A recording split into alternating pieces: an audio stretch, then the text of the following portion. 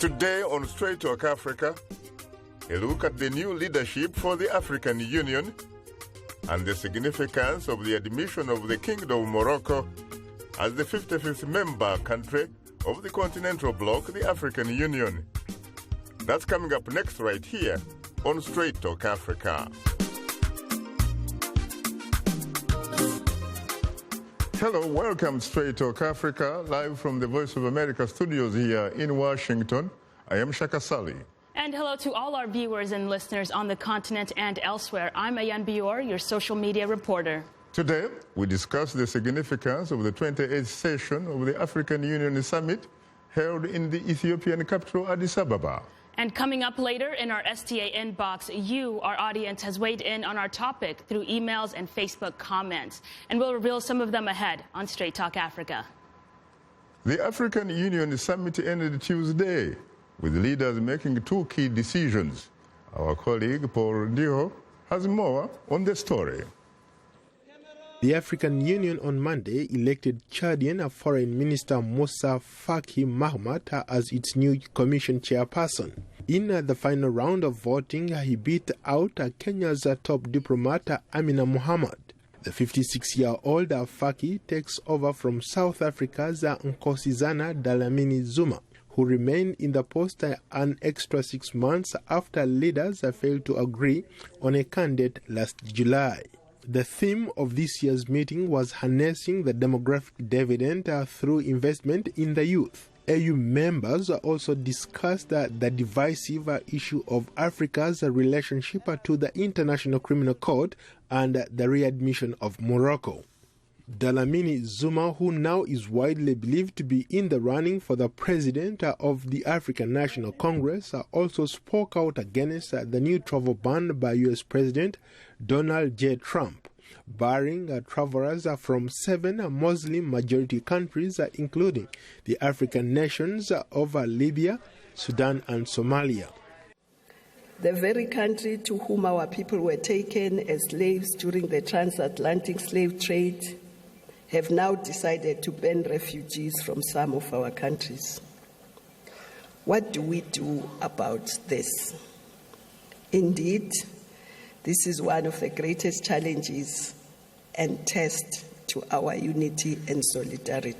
The new UN Secretary General Antonio Guterres spoke at the summit and commended African countries for opening up their borders to refugees and people fleeing violence, while nations in other parts of the world, including the West, are closing their borders and making plans to build walls. African nations are also among the world's largest and most generous hosts of refugees.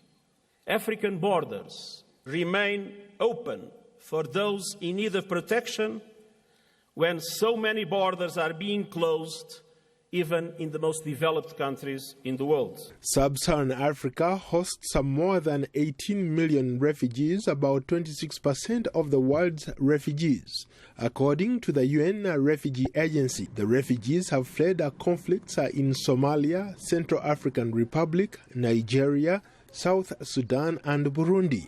The world's largest refugee camp is in the Dadaab facility in Kenya, which houses more than 300,000 people, mostly from neighboring Somalia. However, last year, the Kenyan government announced its intentions to close Dadaab, which has been open for more than 20 years. Kenyan officials say the camp harbors Islamic extremists and is a security threat. In another related development, Guinea's President Alpha Condé has succeeded Chad's President Idriss Déby as the chairman of the African Union. Meanwhile, the African Union formally admitted Morocco as a member on Tuesday, more than 3 decades after Rabat withdrew from the predecessor organization. The North African Kingdom quit the AU's predecessor, the Organization of African Unity, 3 decades ago amid a dispute about the body's recognition of Western Sahara, most of which has been controlled by Morocco since 1976. Paul Ndiho, VOA News, Washington. Thanks, Paul, for that report. For more reaction to the summit, we are joined by VOA Southern correspondent, Israel Southern Africa correspondent from Addis Ababa. Good evening, Powell. Anita Powell. Hi, Shaka. Thank you so much. You're most welcome. What is the mood like in Addis Ababa, where you are? Well, I want to be clear, the summit ended on Tuesday. It's now Wednesday, so I think there's a sense of relief that many of the issues that were maybe troubling the AU, that have been kind of a thorn in the AU side, are finally being sorted. And I'm talking about the election of new AU Commission chairperson, that's Moussa Faki Mohammed of Chad. Also, a little bit more clarity on the AU's position on the International Criminal Court. And finally, a decision on whether to admit Morocco into the AU, which, of course, they did. Are you suggesting perhaps that those are some of the factors that may have led to the loss of two key favorite losers here? I am talking about Abdoulaye Bazir of Senegal and Amina Mohamed of Kenya. So I'm going to politely disagree with you, Shaka, about the fact that these two were the favorites. In the run-up to this summit, I interviewed a number of very close, very qualified AU watchers, and I asked every single one of them, who's going to win this election? And every single one of them gave me an excellent, excellent argument and a completely different answer. Because the reality is, this is a secret vote, and this vote is not solely about the AU chairperson. This is about the AU chairperson and the 8 people on the AU Commission. And those are the, for lack of a better word, they're sort of ministers. They have portfolios. They're chair people of different portfolios. And so there is, understandably, a lot of horse trading. There's an informal rotation between regions. There is a lot of push and pull between different language groups, with the Francophone group being very, very, some would say dominant in the AU, and then the Anglophone group. And so we have a chairperson who was a woman, who was from Southern Africa, and who was Anglophone. And so, in a very strange way, Nkosazana Dlamini-Zuma may have ruled out those 3 factors in choosing the next AU chairperson. But I just want to be clear, I don't think that there really were favorites in the way that we think there were. I think it was all about what happened in that room between the heads of state about populating 9 seats, not 1 seat. 9 seats, and there was going to be a good amount of horse trading. Talking about Dramani Zuma having come from an Anglophone bloc, what about the fact that the previous 3 chairpersons have in fact come from the Francophone bloc? We're talking about, of course, Jean-Pierre Ping, we're talking about Omar Alpha Konali, and I think Emari Saleh from Ivory Coast. So I guess you're arguing against the idea that we would have another French speaker in the post. That's fair. But Dlamini Zuma was a slightly, I think, unconventional choice 4 years ago. She had to fight to get that position, so perhaps the AU leadership felt it was time to return to the status quo. But as I said, the most important thing to remember is that this is a secret vote between heads of state. And as much as I was able to stand outside of the hall and try to pester them before, after, during the vote, to find out what was going through their mind, what their motivations were, ultimately, me and a lot of other journalists were unsuccessful. We'll never really know, is my point. Anita, what about the fact that the chairman of the African Union until Tuesday yesterday was Chadian President Idriss Déby? To what extent would that, in fact, have proved to be a factor in order for his former foreign minister to be the winner? That's a very astute observation, Shaka, and it hasn't escaped many people at the African Union, both people inside the organization and outside, that the rotating chairperson of the African Union has effectively handed off power to the chairperson of the African Union Commission, who is, in some ways the real meat, the real executor of the AU's policies. It is interesting, but Chad has great status at the African Union, and so does, as you know, Idriss Déby, the president of Chad, who's been in power for a very long time. It is definitely an interesting transition, but I guess it's also possible that the rotating chairmanship of the AU and the rotating chairmanship of the AU Commission occasionally do coincide in terms of region, because there are 5 regions that they rotate amongst. Those are the 5 regions of Africa, which is North Africa, West Africa, Central Africa, Southern Africa, and East Africa. And perhaps the stars just aligned a certain way this time. But that might be a bit naive. It is definitely interesting, I would just say, that we have a continuous leadership from Chadian leaders. What about the foreign factor? There are people who are saying that when you look at the African Union, 70% of its budget is from foreign donors, actually. And when you look at that beautiful $2 million building, it was in fact $200 million. $200 million. It was built in fact by the Chinese. As you talk to some people, do you get the sense that there might in fact have been some kind of foreign influence as to which candidate at the end of the day won the day? So that's a very interesting question. I think actually that was the unofficial sort of undercurrent of this summit. The idea that, and I think we saw that when the AU admitted Morocco, that the AU feels very strongly that Africa needs to be united sort of against the world. That's why we now have a completely united African Union. I actually don't know how much the foreign influence will play a role in the future, because I think one of the main concerns of the summit, the unspoken, or should I say whispered in the corridors concern, was about recent isolation among Western nations, and I'm referring, of course, to the United States. There were a lot of whispered and there was a lot of concern in the hallways about recent announcements by U.S. leadership that they weren't going to let in immigrants from certain African countries, from certain Muslim-majority countries. And there was definitely the sense that Africa now needs to stick together against the world rather than the other way around. And I think there is proof that the African Union feels this, because they have recently resolved to overhaul their funding mechanism and try to fund themselves rather than relying as much on foreign donors. And I think we are seeing maybe a small shift. Anita, you've been around for a couple of days.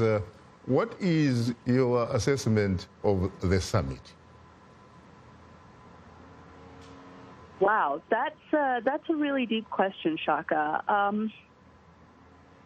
There's a very, very strong divide between what you see inside that $200 million building in Addis Ababa and then what you see when you walk 5 meters out of that building. There seems to be a great disconnect between the powerful in Africa and the powerless, who you can literally find right outside the African Union. You can find Ethiopians who are struggling on tiny salaries. I spoke to a doctor today, a pediatric surgeon, who says the average doctor's salary in Ethiopia is $300 US a month. I don't know how he survives. I don't know how he pays his rent. I don't know how he cares for his family on that. Yet inside the summit, you have these leaders who are very well cared for, who are significantly older than their population, and who make all of their decisions behind closed doors. So the sentiment from this summit is there's a huge disconnect between the power on this continent and the people. Very interesting. Thank you very, very much, Anita Powell, for your analysis. Now we'll pause for a short break, and would like to remind you that Straight Talk Africa is now on the social networking website Twitter, and we are tweeting live. Follow us at VOA Shaka, that's VOA Shaka, and join in on today's discussion with your questions and comments. Don't forget to use the hashtag VOAAU Summit. And we are still on Facebook. Just enter the keyword Straight Talk Africa, become a fan, and connect with other friends of the Voice of America. We'll be right back with you, so please don't go away. We are able to touch on things that are important to people on an everyday basis. We hope that our viewers are getting inspired when they watch our show. They're getting a view of the world from a different perspective, things that perhaps are not in their immediate vicinity. Today, I could put in on the show something that is a little different, a little unique, and this gives me that, inspiration to come to work. This is Straight Talk Africa on the Voice of America. What is your opinion about today's topic? Call us at 202-619-3111. U.S. country code 1. When you call, remember the following. Ask only one question. Keep your comment brief and turn down the volume on your radio or television. Now let's return to Straight Talk Africa. Joining us here in our Washington studios are two distinguished guests. David K. Gasheru, Kenyan Deputy Chief of Mission to the United States, and Ambassador Shaka Ssali, former Gambian Foreign Minister. Well, gentlemen, I have to say that I'm profoundly honored and exceedingly humbled to have the opportunity to host the two of you on Straight Talk Africa.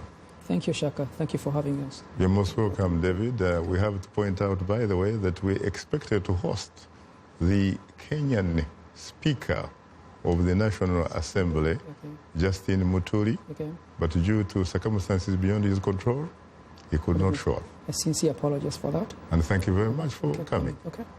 It's a pleasure, of course, always having you on the show. Well, thank you, Shaka, for having me again on the show. You're most welcome. Later in the program, we'll give you, the audience, a chance to call and talk with our guests. The number to call is 202-619-3111, and the U.S. country code is 1. First of all, let me come to you immediately, David.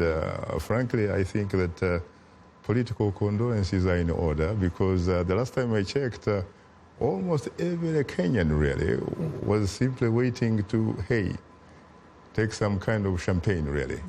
Because the top job on the African continent, it seems to me, or at least from the people I have talked from your country, was basically for Ambassador Amina Mohamed to lose.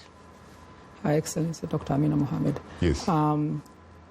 The voting was done, over 27 rounds of the voting, and His Excellency Makama from Chad was elected. This is an example of Pan-Africanism, integration coming up in line.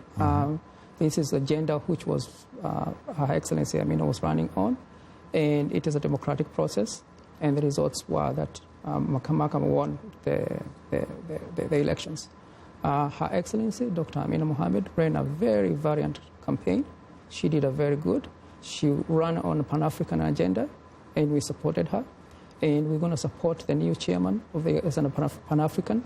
And in the spirit of continuation of that Pan-African process, Kenya will support the new chairman, and we'll work with them to promote the Pan-African agenda for Africa. Her Excellency, Dr. Amina Mohamed, brought in a lot of Pan-Africanism in the campaign. And I think that is a legacy that will persist beyond the election of the new chairman for Africa. The Kenyan government lobbied extremely hard and really, did not leave almost anything to chance. Everybody, at least in Kenya, seemed to have thought that at the end of the day, it would really be Ambassador Dr. Amina Mohamed. What happened? What really happened? I won't be able in a position to speculate of what happened, but it's a democratic process of elections. And Anita Powell articulated very well the intrigue is in there between Francophone and French Africa, but that's not for here and now. This is just a post-mortem. But I think as we say, it is a democratic process. Her Excellency had promoted Pan-Africanism integration for Africa, and that's a legacy that will continue, and that is something that can continue with the new chairman. So we support the election of, when we work with Kenya government, we work with the new chairman, and we continue promoting the same legacy that our ambassador ran, our CS Amina ran on a very strong Pan-African integration agenda, which we think will live beyond the consequence of election. We honestly were disappointed. It's our wish that she would have been elected. I think we feel she ran a wonderful campaign, and she was extremely qualified for that position. and her skills were very good and very appropriate for African Union. I'm glad that you talk about how disappointed you were, despite, of course, what happened having really been a sort of political and democratic process. What is it like? What is the feeling really in the Kenyan camp, and especially at home? Because when I read the Kenyan papers, I look at some of the television stations and stuff like that, they can't believe it. Yeah, they can't believe it. It's an election process that is done by the African presidents, and as Anita Power put it together, there are intricacies in between it, and that's what it is. It's a democratic process. Ambassador Cidi Sani, what about you? Were you surprised? Yes, I was surprised. Why? Because I was one of those who really felt that the Kenyan candidate stood a very good chance. Mm-hmm. But I also have arguably one of the most beautiful diplomats. Really. Yes, yes. Mm-hmm. And I also had my own favorite in the racehorse. And who was that? In the horse race, rather. My neighbor. Your neighbor. And my friend Abdullah Bachili, that I thought, up to perhaps maybe last year, November, December, I think he was a clear favorite. No, you're right. After Kigali. Yes. After the summit, the failed summit in the Rwandan capital, Kigali. Yes. I was also told, frankly, by some very impeccable sources, including some individuals, in fact, who had the right and the privilege to vote on that. They were talking about Abdoulaye Bathil from Senegal. Yes. And if you recall, in Kigali, that was when King Mohammed of Morocco, submitted his letter suggesting that they would like to come back into the fold. Mm-hmm. And knowing the relations between Senegal and Morocco, it was very, very strong. So this was also another signal, in my view, that gave Bachili a very good shot at it at that point. But what about now reports suggesting that perhaps, in fact, it could, in fact, have been due to that very close relationship between Senegal and Morocco that may, in fact, have undermined the candidacy of Abdoulaye Bathil? Yeah, but, this is politics. Because Polisario, of course, which is advocating for the self-determination of Western Sahara, is also a member of the African Union and was seriously lobbying against whatever Morocco stood for. This could be the case, but as I said, there are a lot of the dynamics of the whole election process. It's extremely difficult, really, to pinpoint one. Especially after the first and second ballot. Mm-hmm. The first ballot is a pretty good indication of where individual states stand as far as a candidate is concerned. Right. But after you go past the first ballot, then you start having this horse trading in which other issues come into play. So it's very difficult at that point, especially now you're talking about the sixth ballot or the seventh ballot. The seventh, as a matter of fact. I mean, then anything goes at that point. You may see the least favorite person can end up coming on top at the end of it. So really there are many factors at play after the first and second ballots. What about the victorious candidate, Musa Faki Mahamat? What do you know about him? Well, I know very little about him, except the fact that he has been with Idris Deby for a while. He is known to have a very steady hand. He is a safe pair of hands. Safe pair of hands. Translation? Means that he would not rock the boat. Marriable. Yes, exactly. Mm-hmm. So I think it would be. It can also be a very good compromise candidate, in this particular instance. This much I know about him.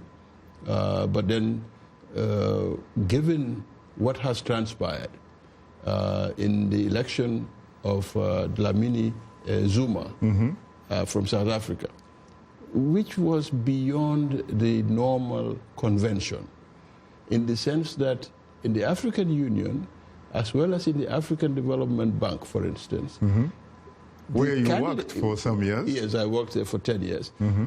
It's normally these heads of these institutions go to smaller countries. They don't go to the big five, as they say. That is Egypt, and South Africa and the like. Nigeria?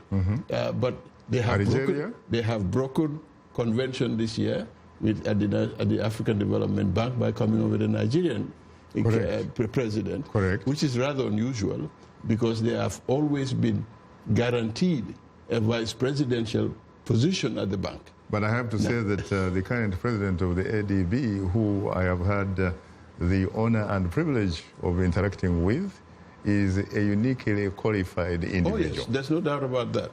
But again, the idea is not about the qualification. The fear is they are already very powerful economically, very powerful politically, and diplomatically. And if you add on top of that the head of the institution, then smaller states shy away from that. So basically, you are talking about, for example, the United Nations. Yes. The members, the permanent members that form the Security Council, the 5 permanent members. It would be very, very unusual if, for example, you had the Secretary General of the United Nations coming from one of those permanent 5. That's exactly the case, and it was broken in the case of South Africa, and as your reporter in Addis Ababa have just said, that they are probably now is a course correction going back to the tradition of having smaller countries taking charge. As opposed to having an Egyptian run the African Union or South African running the Union. Even though, in fairness to Dramani Zuma, she happens to have the distinction of having been the first Anglophone or English-speaking candidate, frankly, to have occupied that position since the beginning, in fact, of the African Union in 2002. Yeah. I'm not taking anything away from her, really, to be quite honest with you, but I just, it is more in terms of the size of the country as opposed to the candidate himself or herself in this particular instance. I'm sure you have heard about reports that there is a possibility that Mrs. Dramani Zuma is likely to be running for the presidency of her country. If true, could it be that whoever supported her 4 years ago basically provided her really with a stage where she could prove herself to be perhaps the next commander-in-chief of the armed forces of South Africa? Well, it is very possible. I don't know really that much about South African politics at this stage, but certainly she certainly stands a chance of being the commander-in-chief of the South African Army. Yeah, there's no doubt about it. Were you disappointed by the fact that your candidate didn't win? Well, of course. I mean, any time that your candidate loses, you are disappointed, of course. But again, we will all throw our support to the current chairperson of the AU Commission, and we do hope that we will be able to move forward to look at certain issues within the African Union. I have been particularly concerned about the role of the strongmen in the Union. This is why I am a great supporter of the Economic Community of West African States, ECOWAS, that have been doing quite a marvelous job, in my view, of trying to have introducing term limits for our presidents in that region. Now that Jammeh is out in the Gambia, we are left with only one state, and that is Togo, that was opposed to this idea. Hopefully now, with Adama Barrow in charge in the Gambia, that we will be able to at least push the ECOWAS to introduce the resolution again, so that at least as far as the 15 member states of ECOWAS are concerned, we will have term limits within that region. Interesting. Yeah. You are tuned into Straight Talk Africa. We'll have more of a discussion in a moment. But first, here is Ayen Biyor. Take it away, Ayen. Thanks, Shaka. And still to come, we'll reveal some of the fantastic feedback we received from you, our audience, through social media. We'll be right back.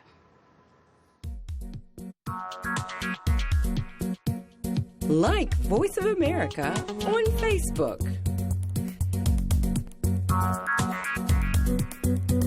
Follow VOA on Twitter.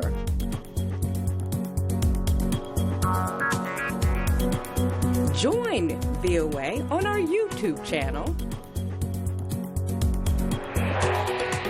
Like, follow, join VOA. This is Straight Talk Africa on the Voice of America. Call us now with your questions and comments. The number is 202-619-3111 and the U.S. country code is 1. Call us direct and we'll call you right back. Remember to turn down the volume on your radio or television and keep your comments brief. Now back to Straight Talk Africa. Thank you very much, Esther Gidi Uwat, and welcome back to Straight Talk Africa, live from Washington. Once again, it's time to bring in my colleague and social media reporter, Ayen. Take it away again, Ayen. Well, thanks again, Shaka. We received tremendous feedback in our STA inbox to this week's question.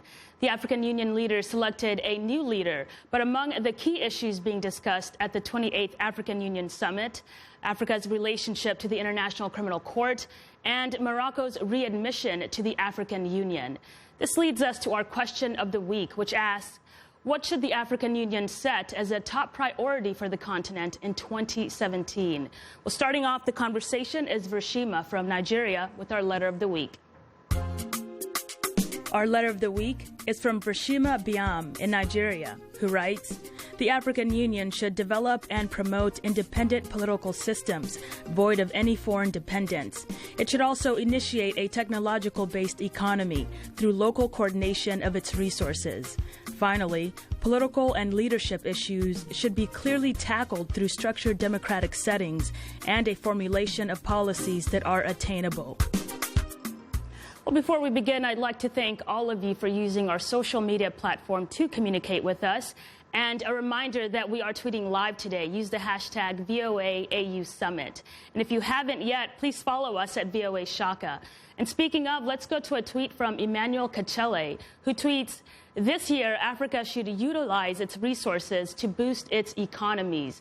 We have another tweet from Prince Habat Nkula. He says an exit plan to all longtime African rulers such that Africa can have democratic, free and fair elections, not selection. And our last tweet is from Upano Godfrey. He says, make rule of law a priority for African rulers as a must to follow. Practice or face the force like that of ECOWAS. Now to a comment from Facebook fan Kasika from Dodoma, Tanzania, who writes, the AU should prioritize economic issues, especially the free flow of trade among countries to boost trade across the continent, instead of depending on trade with developed countries, which is not mutual. Well, Shaka, very interesting. What do you have to say? What about you, David, your reaction to what we just had? I concur. Inter-Africa trade right now lies below 10%, intra-Africa trade. If we just push up to about 15%, we really don't need a lot of foreign intervention. And this is a function of infrastructure in intra-African countries. And as our Excellency C.S. Amina was running on Pan-African integration, those were the goals behind that by 2030, we'll have almost 65% of the world workforce. And how we manage our youth in the next 30 years is a function of how countries will be stable and economically stable and how much our youth.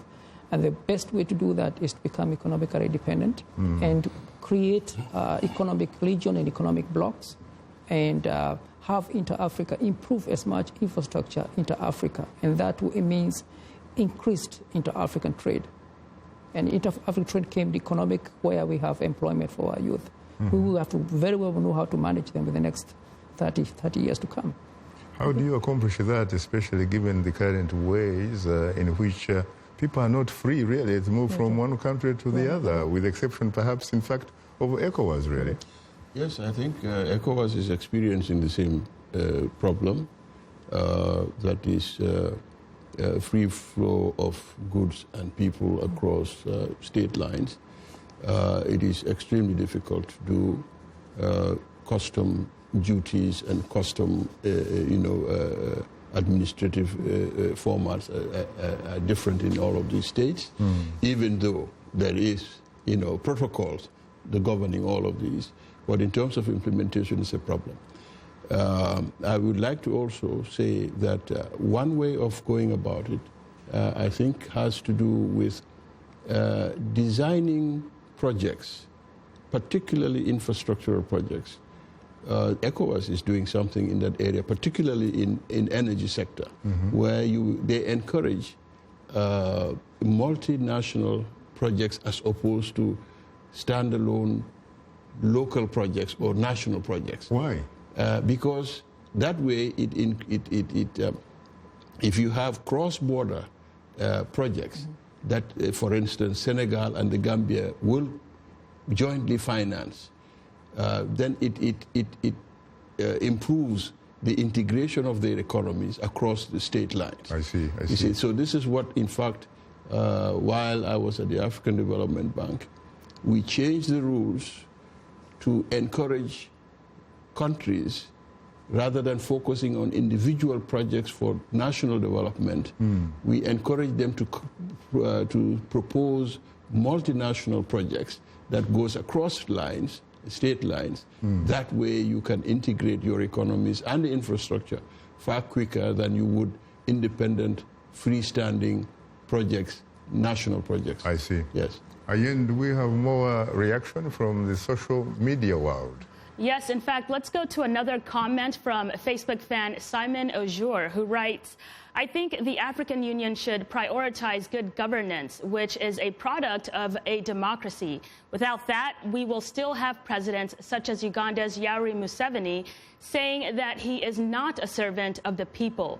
Is the AU being insensitive to that extent? Maybe because I believe most of these AU folks are themselves despots. And our last Facebook comment comes from Bulwana Thomas, who writes, I think the African Union should set laws to stop some African leaders who rob government money from their nations to invest in developed countries outside Africa. Well, Shaka, certainly no shortage of opinion here. What's your thoughts? Very interesting, especially that aspect of leaders or rulers who rob money or who steal their countries. What about the man from Gambia? What can you tell us about that, especially in light of the fact that your former president for 22 years, Yahya Jammeh, reportedly left the country with a fleet of luxurious automobiles and $11.5 million to boot? Well, this is why I am in full support of ECOWAS's efforts in limiting the terms of these so-called strongmen and dictators. This is one way of doing it, to limit their terms. If you have someone who is in power for 22 years, 30 years, 38 years, 40 years, really, there is no chance to avoid this type of problems facing us. That is, milking the public treasury at the expense of the ordinary people. But what about some who will say, wait a minute, it can't really be the issue of term limits. It must be something to do with either performance or lack of it. Because the last time I checked, Singapore, even though it had what you would call a parliamentary democracy, and therefore would have, in fact, a prime minister who would be, of course, chosen from among a party or parties that would win the election, they had a man called Lee Kuan Yew for 31 years. He developed that island or city nation from a third world country to a first world country. So is it really the issue of term limits, or is it about performance, really? Well, it's a combination of... Sorry. Go ahead. Go ahead. No, I think it's a combination of both. I just cited the term limits as one aspect of it. Now, if you take, for instance, a guy like Yahya Jammeh, who came into power at 29 years old, without a wife, without a... He has since been able to marry. Yes. without not having any experience of managing even a household budget, much more a national treasury, then, I mean, you are inviting trouble. So I think there are a lot of factors that go into it, apart from this. The character of the individual as well is also very important. What about the issue of good governance? In fact, the issue of democracy, really. Talking about a situation, frankly, where citizens owe their allegiance to the state, and therefore they do, in fact, have what you would call inalienable rights, birthrights, really. I think, to me, this personal opinion is everybody has to be a stakeholder of the environment they are in. If you become a stakeholder of the environment you're in, you become accountable for the environment you're in. Our population, most of the population, are not informed of their rights. So whenever they are coming to vote, they vote the same people who were there before. Why is that happening? I think part of it is that what you say, there's an element of political and economic empowerment to the people. People had to be politically empowered to have the knowledge to select the right leader for their country. They had to be empowered to be a stakeholder at the local level. So from the local level upward, it has been political influence from the top down, where the leader of a country is politically mature and politically democratic, and that can trickle down. It also to bottom up. You want to bottom up from the stakeholder, from grassroots, where people is a stakeholder from your community you live in, to make sure that everybody is accountable where you are. They should feel like they are invested in decisions that are made which affect them. Exactly. Correct. Well, thank you very much, Ayen, for bringing us this week's audience reaction. Well, that does it for today's social media segment. Just a reminder that we appreciate all the feedback, whether it's in social media form or using other means to communicate with us. Please keep them coming. And if you're a new fan, drop us a line at africatv@voanews.com. Once again, our email address is africatv@voanews.com. Or post your comment on our Facebook page. Enter the keyword Straight Talk Africa. Be sure to visit us online at voaafrica.com, or you can join our YouTube channel, sign up to VOA TV2 Africa, and follow us on Twitter at VOA Shaka.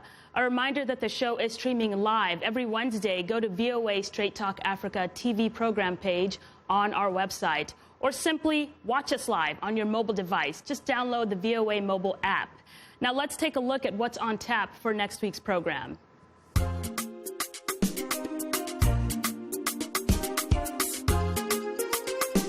On the next Straight Talk Africa, an in-depth look at the northern Nigeria-based terrorist group Boko Haram. The militant group has targeted both the Muslims and Christians, killing more than 20,000 people since 2009. VOA has exclusively obtained secret video shot by Boko Haram that identifies its operatives committing acts of terror. We'll discuss the violent organization on the next Straight Talk Africa. Welcome back. Our discussion today is about the significance of the 28th session of the African Union Summit held in the Ethiopian capital, Addis Ababa. And our distinguished guests are David K. Gacheru, Kenyan Deputy Chief of Mission to the United States, and Ambassador Sidi Sane, former Gambian Foreign Minister. Gentlemen, again, I have to say that I'm profoundly honored and exceedingly humbled to have the opportunity to host you on Straight Talk Africa. Thank you. You're most welcome. You know, it's very interesting that we're talking about the issues of citizenship here, and I think we talk about it rightly so because, frankly, the majority of our people on the continent either are treated or they themselves behave, in fact, as if they were subjects, not citizens. The difference being that whereas citizens have rights, subjects do not have rights, they have privileges, since they owe their allegiance to an individual authority, who could be a kabaka, a king, an emperor, or a presidential monarch, a dictator, whatever, who at the end of the day, when he or she feels nice about somebody, grants them with privileges, but they have absolutely no rights.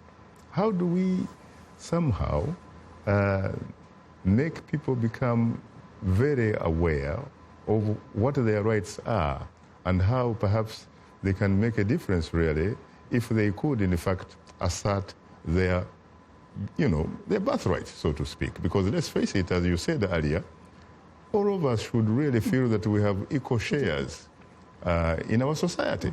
And yet you have a situation where very few people, perhaps less than a percentage point really, are in control of everything really, including perhaps the oxygen that people breathe. I think one item that I think is helpful, and we saw it in Kenya, we have a devolved government. We have a new constitution that empowers people locally, where you find you have devolved the government to the local level, where the people themselves become stakeholders in the beginning, and they run the affairs of their county. So we have 47 counties in Kenya, and in between there are other local governments that run that. Yes. And at that local level, you have people who are running the affairs of the local level. So the government pushes the budget to the local county, and the local county, locally from the bottom up, start deciding what is important for their region. And I think economic empowerment bring about, there are three things in life that you need: food, shelter, and housing. If you don't have those basic things, and food, shelter, clothing, education, the care, those basic things that are there that everybody is every day struggling to make those three items at the end of the day. How is the experiment of devolution panning out? Because there are some critics, frankly, who have been saying that the central government in Nairobi is not particularly committed to that, really, and it doesn't, frankly, deliver when it comes to the real money. I tend to disagree with that. It's only the third year we're doing it right now. Correct. And considering the size of all 7 countries, most institutions didn't believe that Kenya would be able to run it the way it has gone. Some of it is political, shovering around, but the government has done a perfect job of supplying of the government. So I don't know if it's a new process, and it's for the countries the first time, and they're doing it very well at this point. Terrific. Terrific. Okay. Now, Ambassador, what about the role of the African Union? I mean, we've been talking about the African Union, but frankly, as I travel across the continent, I meet very few people, frankly, who are even aware of the institution's existence. This is a problem, which is why, personally, I focus more of my attention really to ECOWAS than I would to the African regional bloc. Yes, because I think it is a building block. And if we do succeed at that level, then there is a likelihood that the African Union will succeed, provided, of course, that we have the other regional organizations like the East African, and the SADC and all these others. This is where I believe, personally, that this is where we have to start. Which takes me to what the Deputy Head of Mission have just said with regards to the Kenyan program of trying to empower Kenyans. We have tried in the Gambia to do that in the 60s and early 70s in what we call the devolution of provincial administration. Under Daud Jawara. Yes.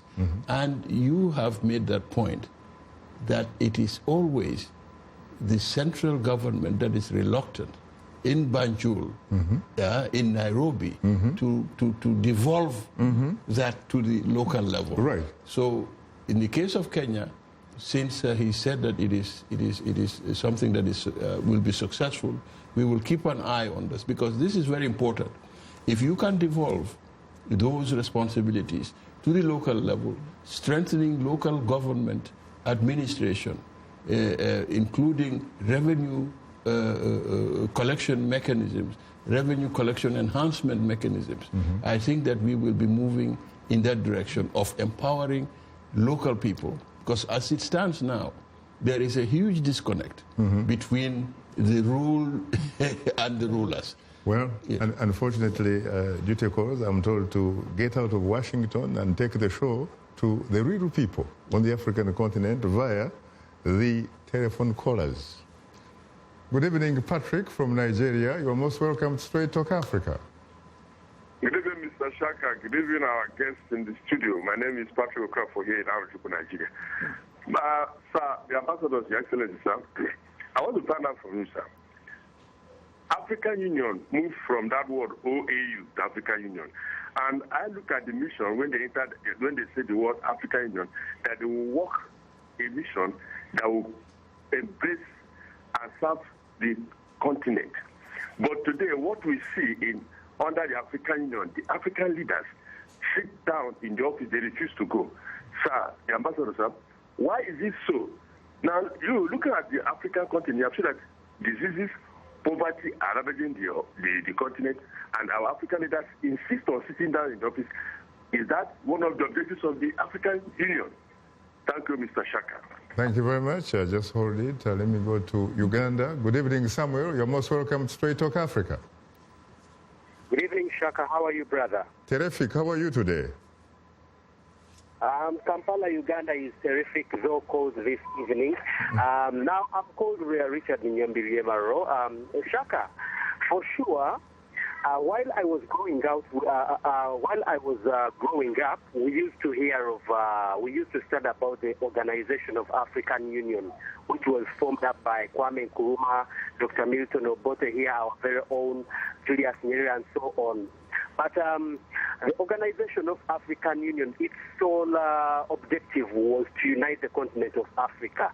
Eventually, it was changed into African Union, which happens to be a dictator's club now. Only dictators have a say in the AU. The AU has never come to rescue the down African, I mean the common African. It's only hailing dictators.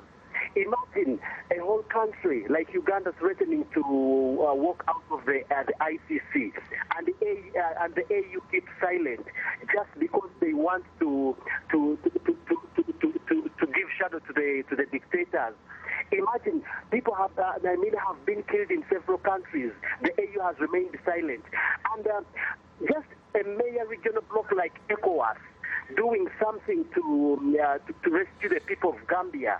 I think AU is just a dictator's club, which we shouldn't even bother of. Yeah. I'm afraid, Samuel, I think your point is really well made. I think we have to go move through the traffic to someone else from the other part of the continent. Thank you very much. Good evening, Tafa from Ghana. You're most welcome to Straight Talk Africa. Hello, good evening, Shaka.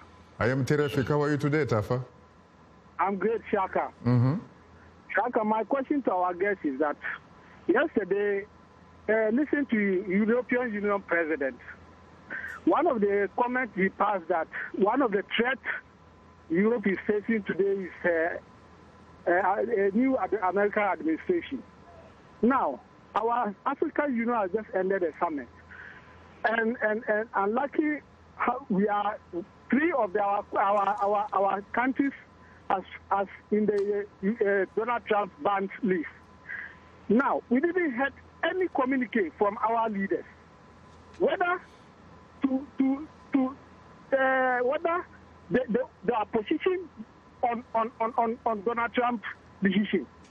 What is their position? We want to know, because this decision affected the citizens of Africa. Why don't you, Tafa, why don't you, look, you live downtown Accra, why don't you pick a phone and call the Ghanaian president, Nana Akufo-Addo, or write through the daily newspapers, a letter to the editor, one open letter to the president, and find out what he thinks. Shaka, it's not easy. It's not easy to do that. Shaka, I am not saying that a criminal should be allowed to enter into America. No, I will never support that. But this decision that the American president took, we wanted to hear our leaders, because this decision can affect ordinary people. So this is what we wanted to hear their view. Like the Europeans now, we heard the views of Europeans. So we wanted to hear the views of our leaders also in Africa. So my question to our guests in the studio, how do they think about the decision the American president took? I want them to hear their opinion. Very interesting. But I'm sure that if you watch the program from the beginning, you will have realized, for example, that there was a very, very strong voice from the Ethiopian capital, Addis Ababa, during the African Union Summit. Didn't you hear? Hello, Shaka. I said if you watch the program from the top, you will realize that that voice came out of the African Summit in Addis Ababa through the outgoing... Sorry, Shaka, I was outside Accra. I see. I just drove into Accra right now, able to catch you. I'm sorry. I was outside Accra. I didn't catch the first time of the program. Oh, thank you. Thank you very much. Very interesting points here. Yeah. One of them, of course, frankly, how can the African Union make itself more relevant, really, to the ordinary African citizen, really, rather than perhaps being a club, as it were, of the guys on top? And then the issue, of course, of the new administration in Washington, and in terms of course, how it interacts with the rest of the world, including Africa. I think initially, as I said before, I think that one of the best outcomes that from the African Union is economic dependence, where every AU member budget 75% of their operations. When they do that, which they don't. They don't. But now, I think they resolve to work on that. They are trying, but they are talking the talk, and they in fact walk that talk. So to me, when they ever become a stakeholder in that environment where they are contributing, then they become more part of it. Right now, they own it. So whatever you contribute, become ownership of that. That is one. The other thing, the first gentleman was about the political trickle down. I talked about the leadership has to be bottom up. So if the president is not powerful and is not politically conscious of the governance, that does not trickle down. So we need presidents or governments who can lead and empower people bottom down. What about you, Ambassador Ssali? Well, I think the citizens themselves would also have to come in. Through what? Civic society? Civic society. I think, like, for instance, if you take the case of the Gambia, after 22 years of very terrible dictatorship, I think people have become much more aware now, and they are taking already the new administration to task. You have 30 seconds. Yes, to task. And I think that this is something that must be encouraged, and also the use of social media to really apply additional pressure on these leaders. And of course the changing demographics which are not invested in the status quo. Interesting. Well, gentlemen, on that note, thanks to our two distinguished guests, David K. Gacheru, Kenyan Deputy Chief of Mission to the United States, and Ambassador Sidi Sane, former Gambian Foreign Minister. Thanks to affiliate stations, along with our viewers and listeners, we thank you for tuning in. For many of our Voice of America radio affiliates, Learning English is coming up next, and tomorrow morning it's Daybreak Africa with James Bate. On behalf of the Voice of America, thanks for tuning into Straight Talk Africa. In the meantime, get better, not bitter Africa, and please remember to keep the African hopes alive.